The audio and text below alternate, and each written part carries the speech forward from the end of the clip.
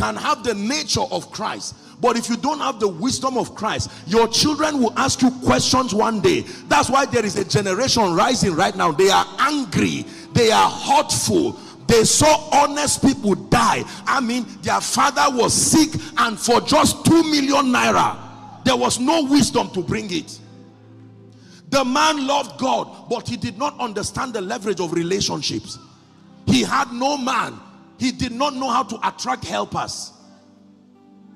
No knowledge of investments, no knowledge of building anything. But he was a godly man. And even before he died, he told his children, he said, fear God and keep his commands. And he still died.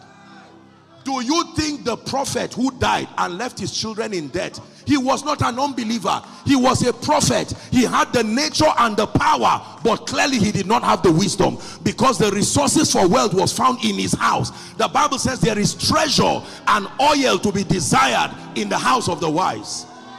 But a foolish man will spend it up, even if that man is a prophet. You see the problem with that man? He had nature most likely and power, but he did not have wisdom. Use this assessment as your tool of deliverance for this year. When you emphasize on the power of Christ, you will not have successful people in your church. Businessmen will not come around, because the ethics of power is sometimes very undignified. You are going to have to do a lot of prophetic things. But when you have taught them the nature of Christ and the wisdom of Christ, they will appreciate the power part.